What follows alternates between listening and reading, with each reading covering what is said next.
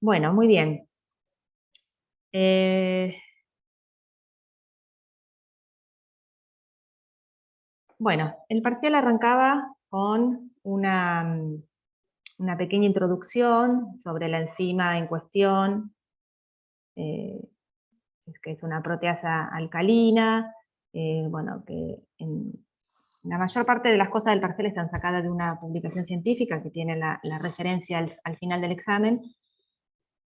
Bueno, y entonces es una enzima que se obtiene de un bacilo, de esta especie de bacteria, que se sabe que producen esta enzima de manera extracelular, y que esta enzima es del tipo serinproteasa, y que tiene un amplio rango de estabilidad frente al pH y la temperatura. Había algunos datos más sobre el uso de cofactores, el punto isoeléctrico y su actividad enzimática, ¿no? Que es una peptidasa, es una endopeptidasa, o sea, corta internamente la cadena polipeptídica, que además es serinproteasa, que después ya vamos a ver qué es, y bueno, hidrolasa porque utiliza en su catálisis una molécula de agua, es una hidrólisis. Bien, entonces el objetivo era básicamente del trabajo purificar y caracterizar esta enzima. Bien, lo primero que teníamos entonces eran los 4 pasos de purificación. Estaban bien definidos. Una centrifugación primero, colectando un sobrenadante.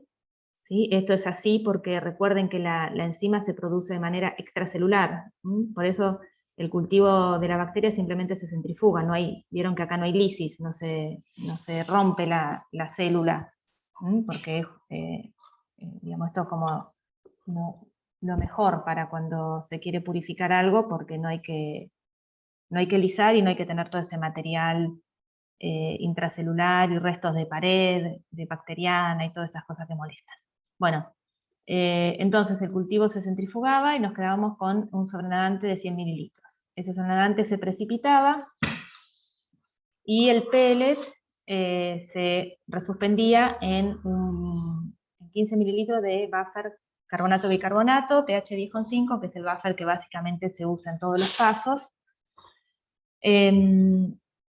Esos 15 mililitros se pasaban por una ultrafiltración, que es simplemente una especie de tamiz, que tiene un corte, y lo que, como dice acá, ¿no? Las moléculas con peso inferior a 50 kg de alto atraviesan el filtro, y las de mayor peso molecular quedan retenidas, ¿sí? Como si fuera un colador. Y bueno, colectamos 10 mililitros de muestra.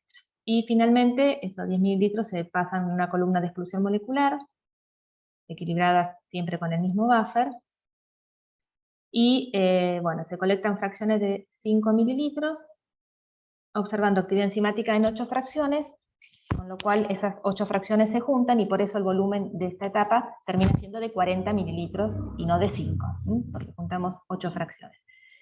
Bueno, y en cada paso se mide, como siempre, la actividad enzimática y la concentración de proteínas. Entonces, teníamos en los primeros 2 puntos calcular para los 4 pasos la concentración de proteínas y la actividad enzimática. Bueno, para medir la concentración de proteínas, el problema dice que se usa la técnica de Lowry. Dentro de las técnicas colorimétricas para medir proteínas, nosotros habíamos visto que hay varias similares, ¿no? La de Bradford, ácido bisincónico, Lowry, Biuret, etc. Cuando vayamos al laboratorio vamos a hacer alguna de ellas, ¿sí? Pero por el momento tenemos solo la parte teórica.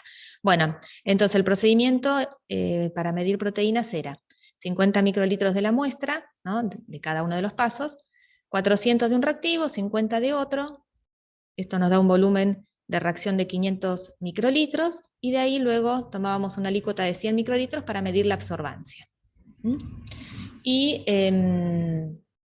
bueno, teníamos una curva de calibración, hecha con BCA, que es lo que bueno, usualmente se utiliza para hacer las curvas de calibración cuando se cuantifican proteínas, con su ecuación de la recta. Bien, entonces, si tenemos la ecuación de la recta y tenemos las absorbancias obtenidas en cada uno de los pasos, lo que tenemos que hacer es, a partir de esa ecuación, calcular, averiguar la concentración. ¿Sí? Si la ecuación de la recta es esta, ¿no? Donde Y corresponde a la absorbancia y X corresponde a la concentración, entonces el cálculo de la concentración va a ser de esta manera, con esta fórmula, ¿no? A la absorbancia le restamos este número y lo dividimos por la pendiente. Ahora, este valor de concentración que nosotros calculamos es el valor de concentración que está en esta alícuota, porque en esta alícuota medimos la absorbancia, o sea que esta absorbancia es esta, ¿no? La que vamos a poner acá.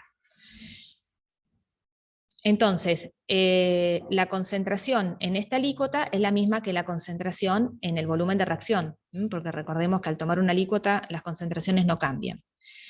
Pero en los 50 microlitros de muestra la concentración es distinta, porque esta muestra desde acá hasta el volumen final de reacción sufrió una dilución 1 en 10. O sea, 50 microlitros de la fuente de enzima, ¿no? Que son 50 microlitros de cada uno de los pasos del proceso de purificación, se llevan a este volumen final. Se diluye 10 veces. Entonces, el valor de concentración que averiguamos lo tenemos que multiplicar por el factor de dilución, que es 10, para lograr tener la concentración en cada paso, en esta muestra que es, digamos, va a ser la misma que la concentración en el volumen total de cada paso, ¿sí? Porque nuevamente estos 50 microlitros son una alícuota de, por ejemplo, los 100 mililitros del paso inicial. Entonces, por ejemplo, en el caso 1, en el paso 1, la absorbancia registrada acá en estos 100 microlitros era 0.398. Si hacemos esta cuenta, nos da esta concentración, esta de acá abajo, ¿sí? En microgramos mililitros, porque esa es la concentración que aparece en el gráfico. Bueno, acá me tapa los cuadraditos estos, pero acá. Esta es la concentración que digamos, son las unidades que tiene la curva de calibración hecha con BCA. Bien, entonces, en los 100 microlitros tenemos esta concentración. En el volumen final de reacción la concentración es la misma, ¿sí? Por lo que ya dijimos. En la muestra, entonces, tengo 10 veces más, multiplico por 10. Entonces acá vamos a tener 427 microgramos mililitro. Y ahí hacemos la conversión a miligramo mililitro, dividiendo por 1000, porque 1 miligramo se corresponden con 1000 microgramos. Y entonces ahí tenemos la concentración en estos 50 microlitros de muestra, que es la misma que va a tener el paso correspondiente. Que es lo que aparece acá. Entonces, a partir de esta concentración de proteínas, expresada en miligramos por mililitro, ya podíamos calcular la cantidad total de proteínas en miligramos, simplemente multiplicando esto por el volumen de cada paso. Bueno, y este mismo cálculo era para todos los pasos, era todo igual, o sea que una vez que deducían cómo hacer esto, era repetirlo en el resto de los pasos. ¿Sí? Lo que no tenían que olvidarse es fundamental esto, el paso de la dilución. ¿Sí? ¿Se entendió este punto?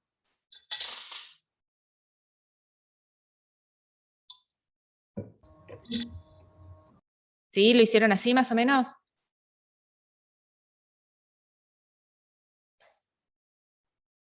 Me dio todo corrido unas comas, pero bueno, no, me Bueno, había comido algo.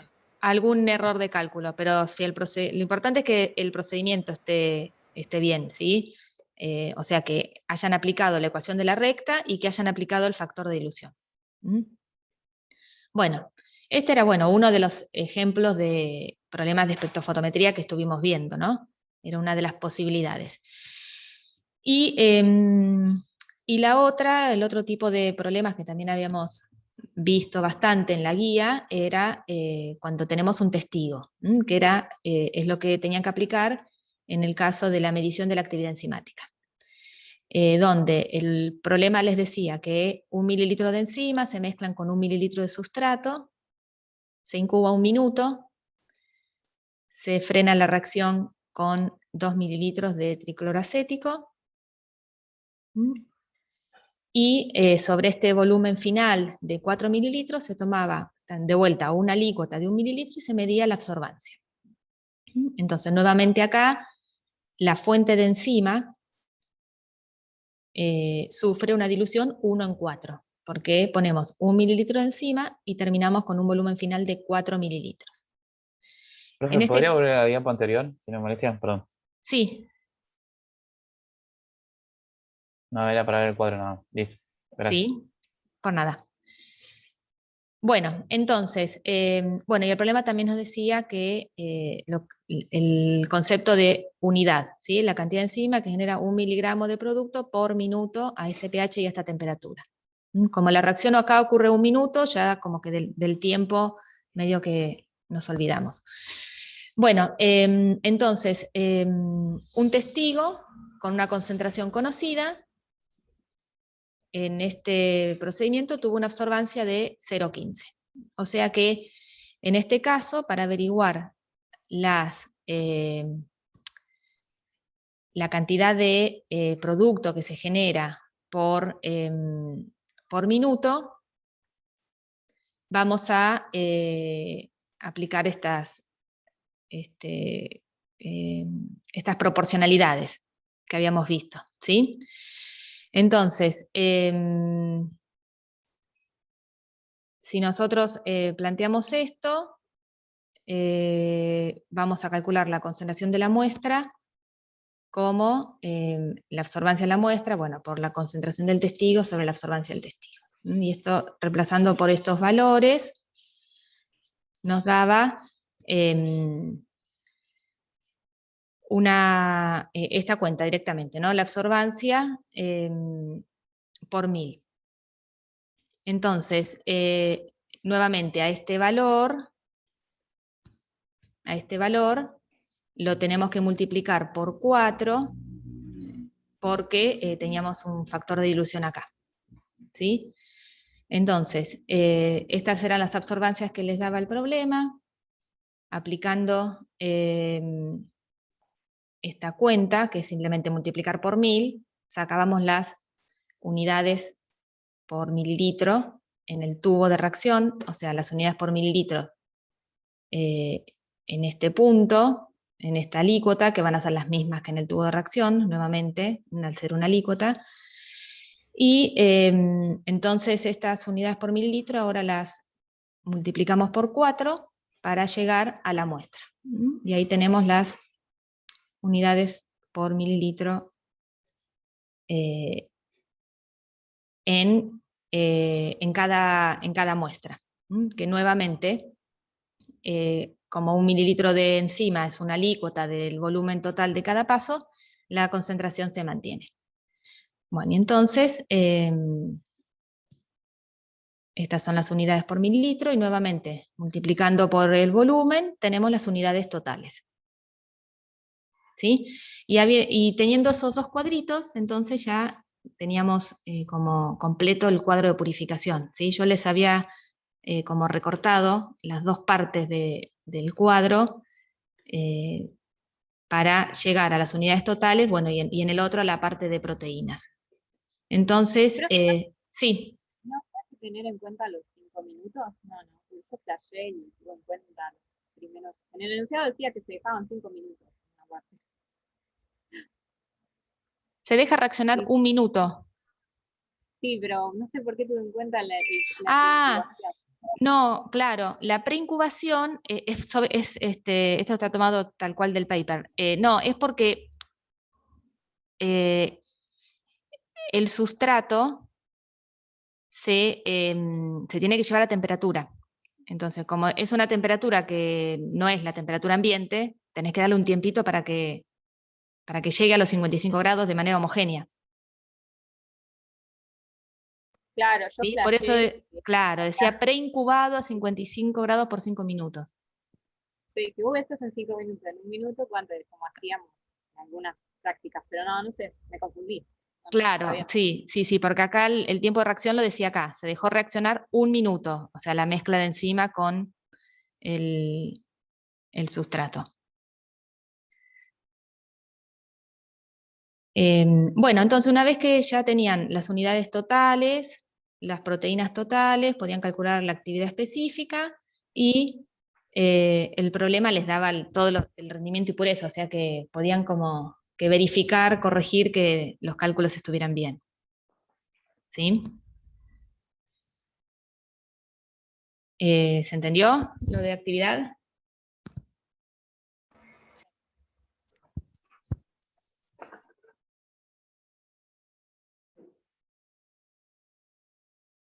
Bueno, después acá teníamos algunas preguntitas más. Una era por qué la actividad enzimática se realiza a ese pH y a esa temperatura, y bueno, y es porque es el pH óptimo y la temperatura óptima de trabajo, ¿sí? Si ustedes no lo podían responder acá, bueno, tenían que esperar a llegar a otra preguntita más abajo, donde están los cuadros, los gráficos de temperatura y pH, y ahí, digamos, se iban a dar cuenta, ¿sí? Por eso tenían una aclaración al respecto. Bueno, completar el cuadro y con los datos disponibles indicar brevemente qué ocurre en cada paso y por qué se eligió esta técnica. Bueno, entonces acá era... Profe, dame una consulta. Sí. Por ejemplo, ¿en qué unidades está la actividad específica acá? Ahí en el cuadro suyo. Unidades por miligramo. Unidades sobre miligramo. La actividad enzima, esto que es actividad enzimática son unidades totales. Sí. Y digamos que los miligramos son lo del volumen de cada paso. Los miligramos es la cantidad de proteína total de cada paso. Los mililitros, perdón. El volumen. El volumen es el volumen de cada paso, que está en la primera parte, donde está descrito cada paso de purificación. Okay. ¿Sí? Esto era dato. Ustedes calculando la concentración de proteínas con la curva de calibración, ya ahí podían saber las proteínas totales, haciendo esta multiplicación. Y lo mismo, calculando las unidades por mililitro con la resolución que vimos recién, calculaban las unidades totales multiplicando por el volumen. Y bueno, y ahí ya podían calcular la actividad específica. Y ya teniendo la actividad específica y las unidades totales, hacen los cálculos de rendimiento y pureza. Que esto estaba, o sea que ustedes nada más que con sus cuentas tenían que verificar que esto les dé estos números, más o menos, ¿no? Dependiendo de los decimales que hayan usado. Sí, porque yo hice la cuenta para ver si me daban rendimiento y pureza, pero me daban, pero no llegué a los mismos resultados que usted. Ajá. Bueno, ¿habrá algún error de cálculo en alguno de los pasos? Yo me fijo, si pusieron el procedimiento de cómo lo hicieron, me fijo dónde está el error. Está bien. Bueno, y en a mí me pasó lo mismo, perdón. Me pasó exactamente lo mismo que comentaba el compañero. O sea, hice como la verificación con el rendimiento de pureza, me dio todo, pero los números no me coincidían en nada. No. Bueno, capaz que se olvidaron algún factor de dilución. Debe ser un error. Muy probable. Un error de cuenta, no se preocupen, eso sí, no, yo no puse está todas mal. Las cuentas igual. Por eso, o sea, si en vez de usar la curva de calibración hicieron cualquier otra cosa, bueno, ahí sí está mal, pero si el procedimiento está bien. La proteína a mí me da corrido una coma, todo me da, por ejemplo, 4,28, todo me da todo corrido una coma, claro. Y creo que de ahí arrastré para... Es un error de cálculo, sí. Capaz o sea, si te da una coma, por ahí sí, seguro, te olvidaste de aplicar el factor de dilución. Sí, es muy probable. Puede ser. ¿sí? Así que eso, bueno, no se preocupen, yo ahora les reviso todo lo que hayan puesto de desarrollo, lo leo, así que no se hagan Está problema. bien. Bueno, entonces, después acá era muy brevemente explicar qué pasa en cada una de estas etapas, ¿no? Entonces, en el primer paso, ¿qué es lo que sucede? Bueno, eso medio ya, cuando lo leí lo comenté, ¿no? La bacteria produce de manera extracelular la enzima, entonces el primer paso es simplemente centrifugar para que vayan al pellet las células bacterianas, y en el sobrenadante nos queda la enzima, porque bueno, en teoría la bacteria la secreta al medio. La precipitación, bueno, es justamente para precipitar todo el contenido proteico que haya en ese sobrenadante. En la ultrafiltración, también como les comenté, es como una especie de colador, ¿sí? Es un tamiz donde nos sacamos fácilmente de encima todas las proteínas que tienen tamaño mayor a 50 kilodalton. Y solo pasan las proteínas más chiquitas. Y de todas esas proteínas chiquitas que pasaron, termino resolviendo a través de la columna de exclusión molecular, ¿sí? Porque en la ultrafiltración es esto, es un colador. Lo chiquito pasa, lo grande queda, pero pasa todo, ¿sí? En cambio, en la cromatografía, bueno, como ya saben, tenemos elusiones en distintas fracciones, y eso nos permite resolver proteínas de distinto tamaño. Bueno, eso era todo lo que había que poner, ¿sí? No, era bien cortito y fácil. Bueno, ese era el punto 1. En el punto 2 nos pedía, volvíamos a la cromatografía de exclusión. Recordemos que fue equilibrada en este buffer de pH 10,5. Se colectaron fracciones de 5 mililitros, y en cada una se determinó la concentración de proteínas y la actividad enzimática. Y teníamos acá el gráfico donde están las fracciones, la absorbancia, que es como a 750, que es como se midió la concentración de proteínas, y bueno, y de este lado, que yo ahora no la veo, pero está la actividad enzimática en unidades por mililitro. Bueno, ¿cómo se llama este gráfico? Este gráfico ya sabemos, es el cromatograma y representa el resultado de la cromatografía. ¿Por qué la columna se equilibra a este buffer, y qué pasa si hubiésemos usado un pH mucho más bajo?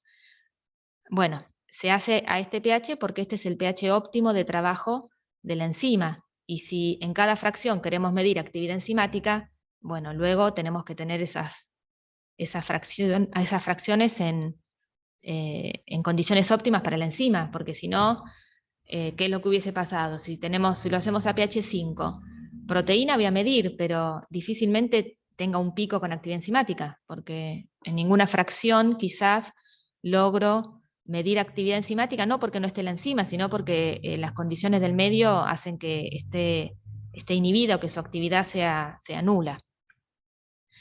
¿Por qué se seleccionan 8 fracciones? Bueno, porque como se ve, hay más de una fracción con actividad máxima. Entonces, para tener una mayor recuperación de enzima, se pulean un número mayor de fracciones.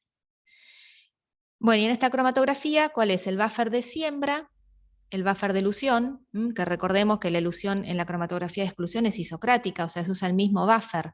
El mismo buffer es el que va empujando las moléculas a través de la matriz y eluyen por tamaño. El principio es el tamaño, la capacidad de resolución la da el poro, el tamaño del poro. En principio eso, hay otras cuestiones, pero nosotros no entramos en detalle en eso, como la longitud de la columna, la velocidad con la que fluye el solvente, etc. Pero básicamente es el poro lo que determina la resolución.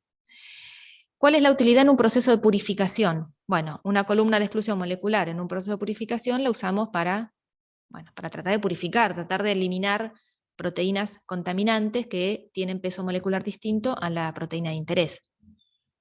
Ahora sí. Entonces, ¿la capacidad de resolución no la puede dar el rango?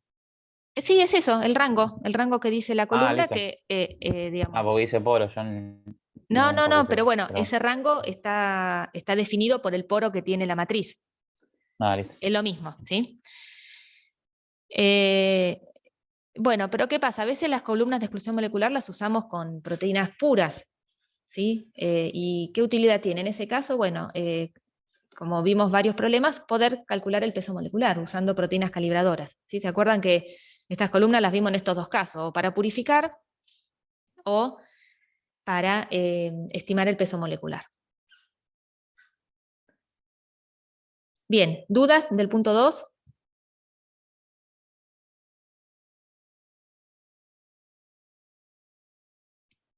Bueno, seguimos con el 3. Bueno, cada paso de purificación, además de medir actividad enzimática y concentración de proteínas por Lowry, también se sembró en un SDS page, que es digamos, la figura que aparece acá. En la calle 1 tenemos el marcador de peso molecular, y bueno, teníamos que indicar qué es lo que está sembrado en cada calle. Bueno, esta era bien fácil. Teníamos en la calle de la 2 a la 5 los 4 pasos de la purificación, ¿sí? Donde, bueno, claramente vemos cómo partimos de un montón de proteínas, porque digamos, son todas las proteínas que estaban en ese sobrenadante del cultivo bacteriano, y a medida que van pasando los pasos de purificación, las proteínas contaminantes se van eliminando hasta llegar al último paso donde bueno, tenemos una sola banda del tamaño esperado. Entonces eso es lo que representa la calle 5, la proteína, la enzima pura, luego del último paso de purificación. Y las otras calles, bueno, es justamente lo que les acabo de comentar. ¿Qué puede concluir acerca de la estructura de la enzima? Bueno, por lo que se ve acá, tenemos una única subunidad de 38 kilodaltons aproximadamente. ¿Qué resultado esperaría si usáramos un gel desnaturalizante, pero que no tuviera agente reductor, y si tuviéramos un gel que no es ni tiene agente reductor ni es desnaturalizante? Bueno, y acá esto va a haber varias respuestas posibles, depende de lo que cada uno ha planteado como hipótesis, ¿sí? Fundamentalmente en este punto, ¿no? Uno podría suponer acá que esto que se ve acá es una proteína monomérica de 38 kilodalton.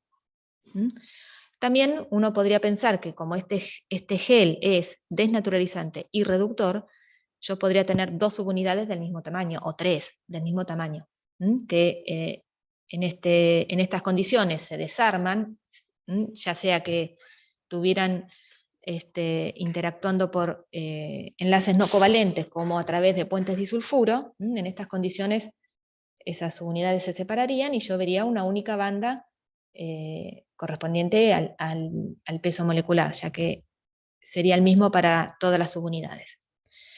Entonces, el que se le ocurrió esa otra posibilidad, bueno, también hay que tenerla en cuenta, entonces, en el punto siguiente, ¿sí? El que solo pensó esta le resultaba más fácil el punto de abajo.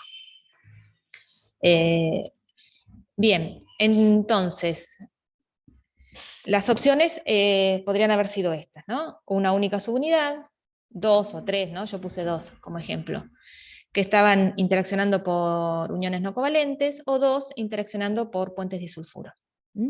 Entonces, si yo tuviera un gel no reductor, entonces en ese caso, o sea, un gel no reductor significa un gel que no va a tener agentes que rompan los enlaces disulfuro.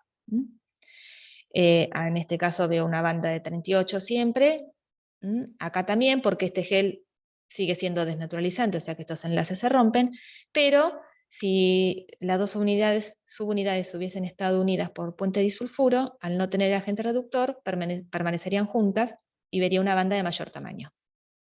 El doble justo o el triple si uno pensaba 3 subunidades o 4, etc. Y si el gel fuera no desnaturalizante y sin agente reductor, Bueno, en el caso de una proteína monomérica esto no cambia.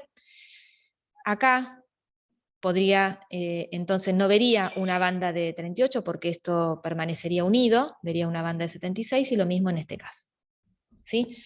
Ese sería el panorama más completo de esta pregunta. De ahí en más va a haber un montón de respuestas que ustedes pudieron haber dado y pueden estar todas bien. ¿Sí? Estuve chusmeando algunos, corrigiendo algunos, y por ejemplo algunos acá dijeron, bueno, puede pasar esto, o puede pasar esto y esto también. Y cuando llegaron a este punto dijeron, bueno, yo asumo que es esto. Y hicieron el razonamiento, digamos, solo esta parte. Pero bueno, lo aclararon. Yo asumo que pasa esto. No sé, no vi todavía, no vi todos, pero bueno, quizás alguien planteó más de unas posibilidades. Mientras el razonamiento esté bien, va a estar bien. ¿Sí? No es que hay que hacerlo así exactamente como yo se los planteo. Bien, ¿qué podemos decir sobre la pureza de la preparación enzimática? Bueno, en este gel, digamos, ve una sola banda, ¿sí? Pero bueno, sabemos que los geles tienen no los geles, sino los colorantes con los que se tiñen las proteínas tienen su sensibilidad. Quizás si usáramos un colorante más sensible, veríamos alguna bandita tenue contaminando, pero bueno, a la sensibilidad, a la resolución, a la sensibilidad del gel, del colorante que se usó, la proteína está pura. Bueno, ¿y cuáles de estas son las correctas? Un SS-PACE desnaturalizante y con agente reductor como el de la figura nos permite determinar el peso molecular de una proteína. Sí, si es una proteína monomérica, puedo. Si es multimérica, bueno, salvo que sean subunidades distintas y que no haya dos subunidades con el mismo peso molecular y otra con otro peso, bueno, cuestiones así, si no, también podría.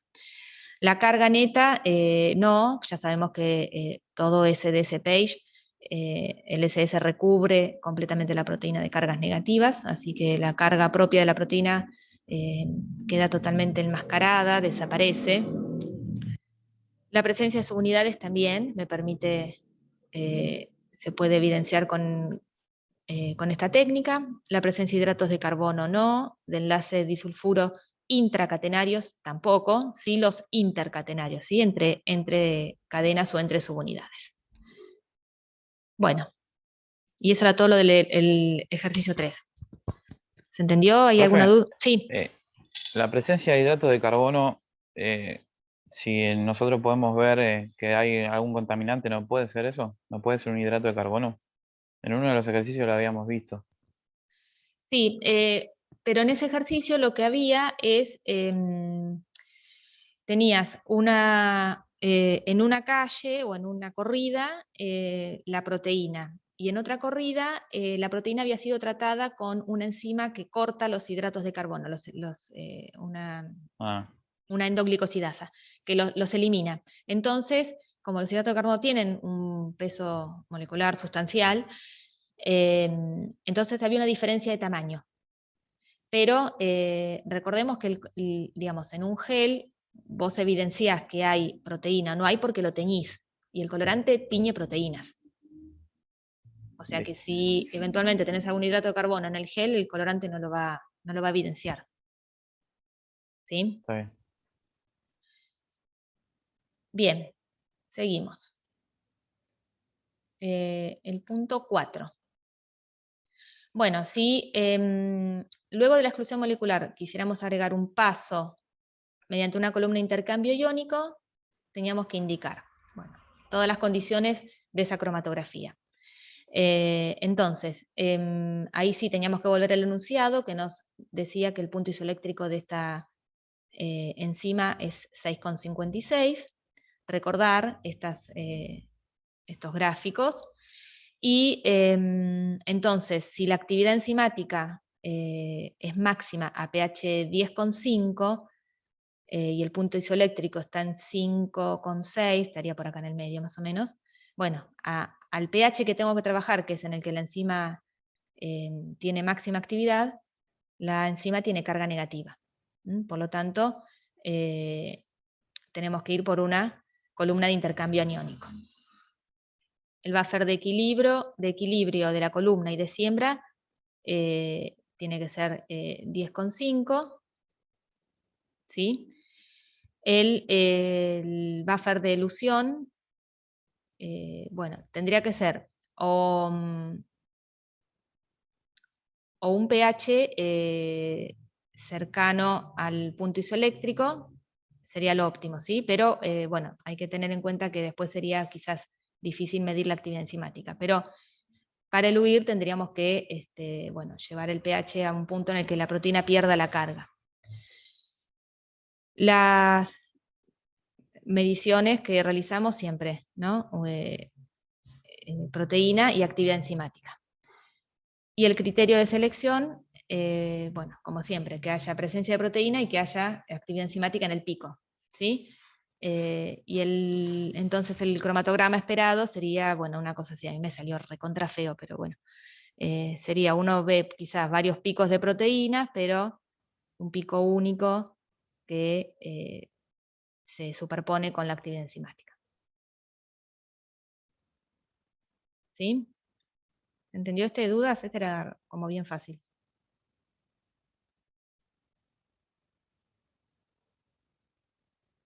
Yo pensé que podía poner cualquiera, catiónica y aniónica, y elegí mal. No Ah. tomé en cuenta todo el resto de la info. Claro, había que tener en cuenta el punto isoeléctrico y el pH, qué pH trabaja la enzima. Por eso quedaba solo la opción aniónica. No tuve en cuenta. Yo no usé el pH de equilibrio, o sea, usé un pH mayor al PI, pero no usé el 10,5. Ajá. Sí, me dio el tipo columna y todo lo demás, lo puse, pero puse un pH 8. pH 8. Bueno.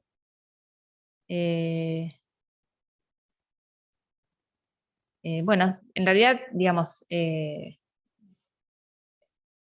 estaría a pH 8, la enzima tiene algo de actividad. Bueno, hay que ver cómo lo redactaste, no creo que esté del todo mal. Bueno, el punto 5, bueno, este era el más fácil de todos. Para continuar con la caracterización, se mide la actividad en función del pH y la temperatura, ¿no? Entonces teníamos estos dos gráficos y teníamos que ver cuáles de estas oraciones eran verdaderas o falsas. El gráfico 1, que era el de pH, permite determinar, no, el 1 es el de la temperatura entonces, permite determinar la temperatura óptima de la enzima, ¿sí? Eso es verdadero, porque, bueno, obviamente donde está el pico es la temperatura óptima de trabajo, que son los 55 grados como se viene usando en los puntos anteriores. Bueno, ese mismo gráfico permite determinar la estabilidad térmica de la enzima. Eso es falso, porque bueno, la estabilidad térmica es otra cosa que se mide, ustedes lo habrán visto en los papers que tuvieron que preparar. Para determinar la estabilidad térmica se preincuba la enzima con distintas temperaturas y después esa enzima preincubada, pretratada, se utiliza para medir la actividad enzimática en las condiciones óptimas. Entonces la idea es ver cuánto soporta la enzima determinados cambios en la temperatura o en el pH. Profe, Bueno, le hago entonces, una consulta, no sé sí. si a todos les pasó, pero yo por lo menos en el parcial decía como que el gráfico 1 era el pH y el gráfico 2 la temperatura. Sí, lo Sí, a mí me Por pasó eso, lo mismo. quedaron mal anotados. O sea, lo mismo que me pasó sí, por por eso en la acá. primera puse falsa. Ah, Claro, claro. yo puse porque era el sí, del obvio. pH, o sea. Obvio, está bien lo que pusieron ustedes. No, fue un error de escribir arriba el cartelito. Bueno, listo, no hay problema. O sea, si el 1 es el de pH, esta es falsa y esta también. Así que no se preocupen. Pero bueno, en realidad tendría que haber sido el 1 la temperatura. Y la explicación, que bueno, es lo importante que ustedes tienen que recordar, es esto. Una cosa es la temperatura óptima y otra cosa es la estabilidad térmica. ¿Sí? Que igual en los papers de los seminarios creo que en 1 o 2 aparece, así que lo vamos a volver a ver. La enzima es una proteasa alcalina, eso es verdadero. Traba el pH óptimo 10,5. A pH fisiológico la enzima presenta su actividad máxima. Bueno, eso es falso porque el pH óptimo está bastante lejos del pH fisiológico. Y la enzima es termoestable, y también es verdadero porque acá lo vemos, tiene un rango amplio de temperatura y aparte el enunciado es lo primero que dice. ¿Sí? Bueno. Bueno, el punto 6 y 7 me parece que eran los que más había por ahí para leer y pensar. Había mucha más información de lo que después había que volcar en la escritura. Pero bueno, el problema nos aportaba la secuencia de aminoácidos de esta proteína, que son 361 aminoácidos. Nos decía que esta enzima pertenece a la familia de las peptidasas S8 y que tiene un dominio catalítico que va desde la posición 97 a las 360, ¿no? Como desde acá hasta el final casi. Y nos daba el modelo de la estructura de la proteína, estructura tridimensional. Bueno, entonces, en base a eso teníamos que indicar la estructura primaria. Bueno, son los 361 aminoácidos, la secuencia. La secundaria, ustedes, bueno, era básicamente describir lo que veían en esta figura, ¿sí? Mayormente hay alfa hélices, pero hay algunas láminas beta, giros, de la forma que lo redacten, era simplemente describir el dibujo. La estructura terciaria, entonces es esto, una subunidad, es un monómero, y acá también nos daba la información de que tiene un dominio catalítico, en esa, que abarca esos aminoácidos. El peso molecular, que es 38 kilodalton, si lo obtenían de la figura del SS Page, o 39,7 si hacían la cuenta de 361 por 110. Los dos valores están bien. El pH óptimo 10,5, la temperatura también ya la sabían, y la carga neta a pH 6,5 y 8, bueno, ¿qué va a ser? A 6,5 estamos en el punto isoeléctrico, así que va a ser nula, y negativa a pH 8. ¿Sí? Creo que eso era todo del 6, sí. Bueno, ¿dudas en este? ¿Pudieron responder todos estos puntitos? Sí. Sí. Ese me había trabado, cuando lo vi me asusté y después lo traté de... Sí, es por eso, pero asusta lo más. traté de... Sí, asusta más de lo que es, pero es un lindo ejercicio hacer toda esta discriminación teniendo la información, ¿sí? Bueno, Sí. en el punto 7, que acá se complejiza un poco, teníamos descripta la actividad enzimática de esta enzima, justamente, ¿no? Entonces, la verdad que todo lo de este punto estaba descrito entre el texto y el dibujo. Solo el trabajo que ustedes tenían que hacer era comprenderlo. Entonces, las serinproteasas se caracterizan por tener una serina reactiva que forma parte de la tríada catalítica. ¿Sí? Saben que la tríada, son esos aminoácidos que están en el sitio activo y que tienen participación directa en la catálisis, en la formación del estado de transición del sustrato, etc. En este caso, la tríada catalítica involucra la transferencia de protones dentro y fuera del sitio activo. Bueno, y esta enzima presenta en el sitio activo una serina, una histidina y un aspartato.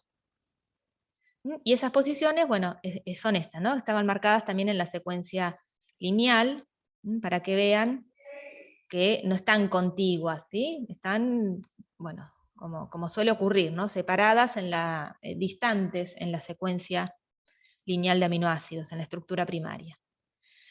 Durante el proceso catalítico, la serina, y acá esta es la explicación de estos gráficos, la serina realiza un ataque nucleofílico al carbonilo del péptido a romper. Recuerden que es una endopeptidasa, o sea, va a romper enlaces peptídicos, ¿sí?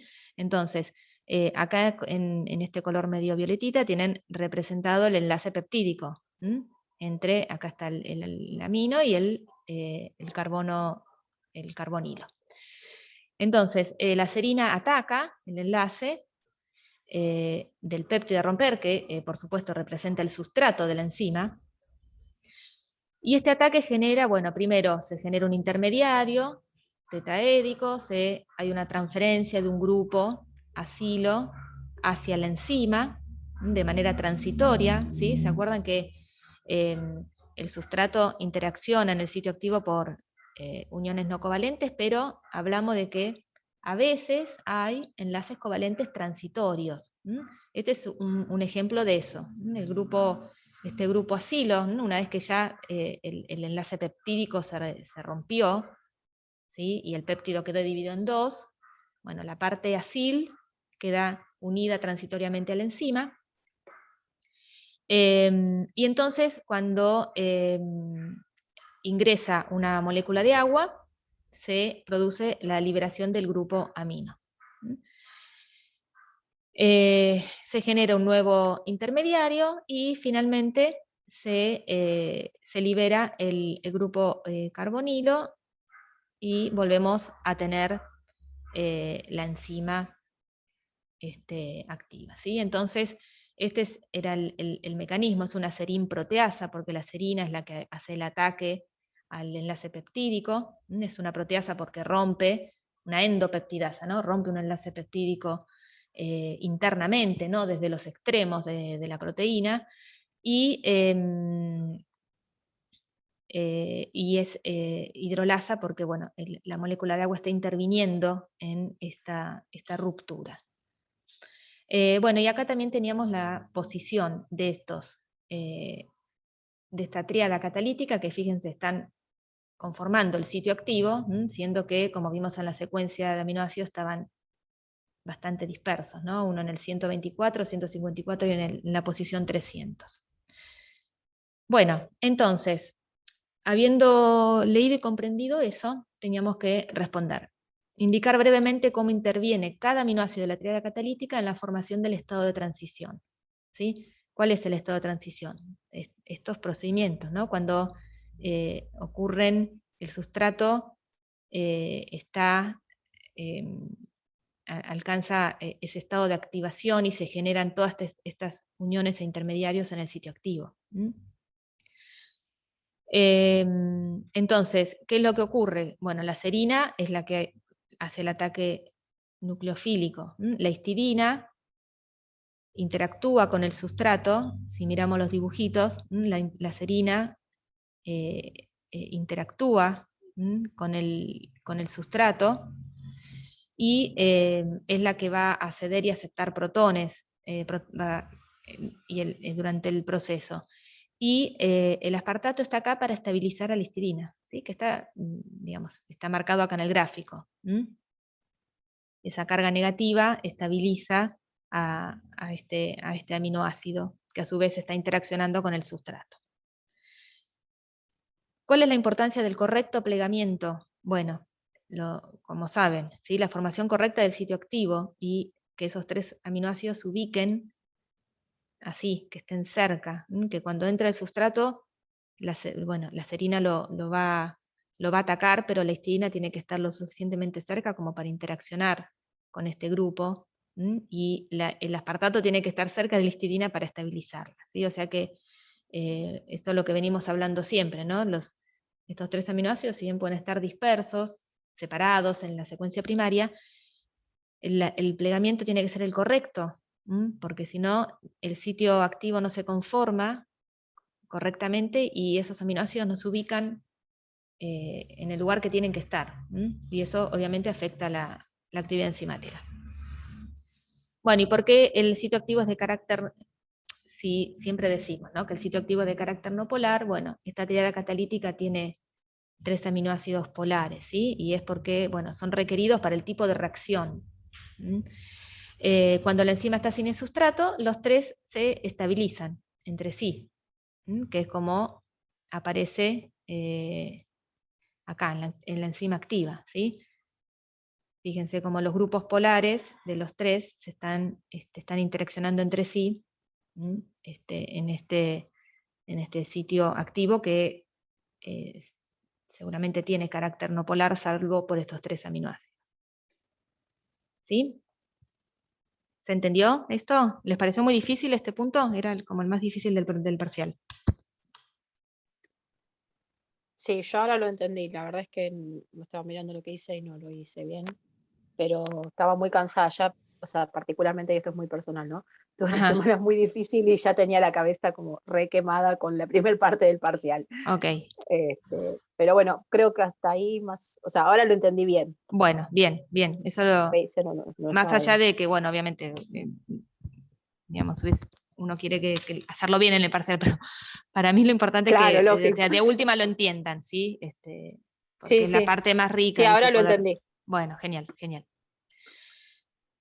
Bueno, el punto 8 también era bastante sencillo, al menos en mi opinión. Teníamos 3 procedimientos distintos de actividad enzimática. En uno tenemos el sustrato, que se incuba con la enzima y se mide a distintos tiempos la cantidad de producto. En el otro teníamos el sustrato, que se incuba con distintas cantidades de enzima y luego al minuto se mide la actividad, o sea, se mide el producto generado. Y en el tercero teníamos distintas diluciones del sustrato que se mezclan con la enzima y luego de un minuto se mide la actividad. O sea, eran 3 situaciones distintas. Entonces, en cada caso había que dibujar el gráfico. Yo, bueno, después del gráfico que hice en la cromatografía, decidí buscar unos hechos. Y entonces, si en el caso 1 lo que estamos haciendo es medir la cantidad de producto generado a distintos tiempos, o sea que es un gráfico de este tipo. El producto en función del tiempo, ¿sí? Miren una sola de las curvas porque estas son distintas concentraciones de sustrato, ¿no? Pero tenemos concentración de sustrato fija, miren solo esta, la S4. Concentración de sustrato fija, tiempo variable y mido la cantidad de producto. La curva es esta, que incluso teníamos una diapo donde están cómo varían en el tiempo todos los componentes de una reacción enzimática, ahí también está esta curva para el producto. Bueno, ¿qué pasa si yo mido la velocidad o mido la cantidad de producto generado en función del tiempo con distintas concentraciones de enzima? Bueno, el gráfico es una recta. Y si mido la velocidad en función de distintas concentraciones de sustrato, tengo, bueno, la clásica hipérbola de Michaelis-Menten. ¿Cuál de estos permite determinar los parámetros cinéticos? Bueno, claramente el procedimiento 3, que es a partir del cual determinamos V máxima y Km. ¿Sí? Eso era todo. ¿Se entendió? ¿Lo pudieron hacer?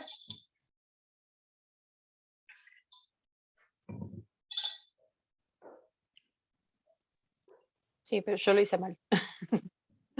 O sea, Bueno, hice en el 3 puse, o sea, 1 sobre concentración de sustrato, hice como el de la doble recíproca. ajá, O sea, y justifiqué en el B a partir de, o sea, puse que ese era el procedimiento, el 3, digamos. ajá. Pero hiciste en vez del gráfico directo la doble recíproca. Claro, la Ah, no lineal, importa, no claro. importa. Está bien igual. Bueno, ese sí lo hice bien, los otros dos igual no. Bueno, no importa. Acá No, podían hacer el gráfico doble recíproca, hacer lo mismo.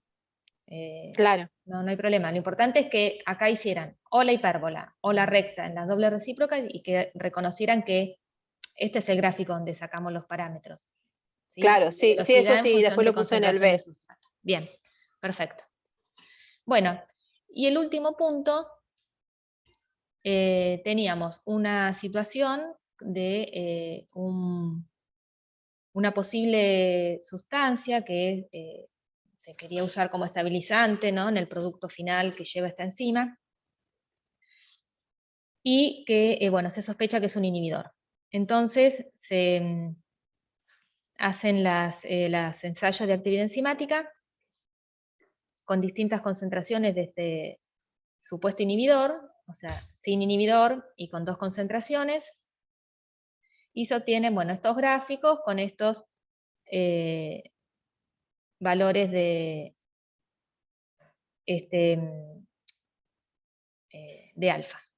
Entonces, teníamos que indicar a qué recta corresponde cada valor de alfa y, a qué concentración del compuesto.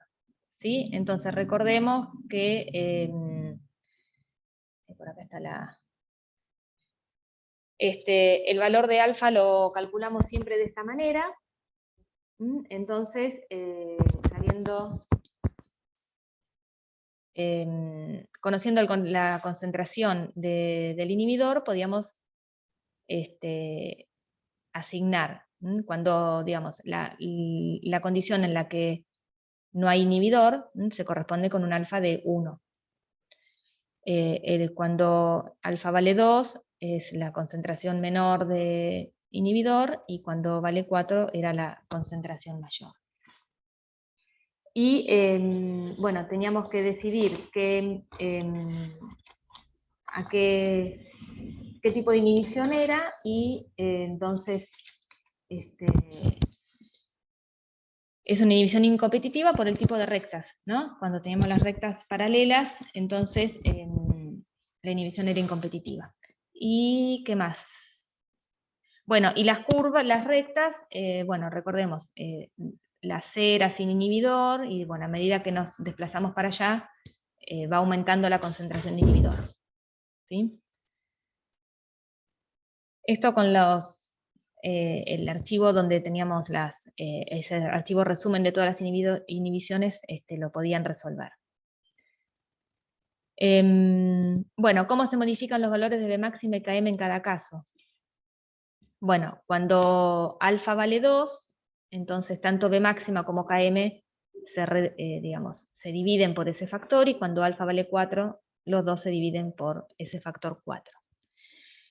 Para calcular el valor de KI, entonces nos parábamos en alguna de las condiciones, menos la de 0, ¿no? En alfa 2 o en alfa 4, con su correspondiente concentración de inhibidor, y calculábamos el KI de esta fórmula, que da 0,5 milimolar. Y bueno, representa siempre la constante unión de inhibidor, que nos daba una idea de la afinidad del inhibidor por la enzima. Y creo que será todo lo del 9. ¿Sí? ¿Alguna dificultad con este problema? ¿Lo pudieron hacer? No, yo sí lo pude hacer. Y Sí. creo que lo hice todo bien. Sí. Bueno, creo que sí, nada más. Bueno, eso era todo. Yo calculo que entre mañana y el sábado termino de corregir, así que ya les voy a subir las notas.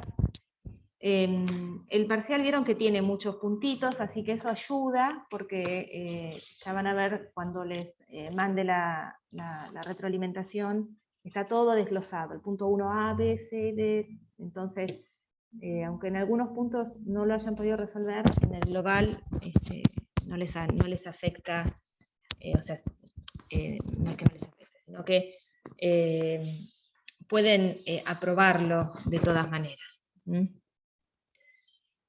O sea, ayuda el tener tan desglosados los puntos para la aprobación. Bueno, ¿alguna duda del parcial?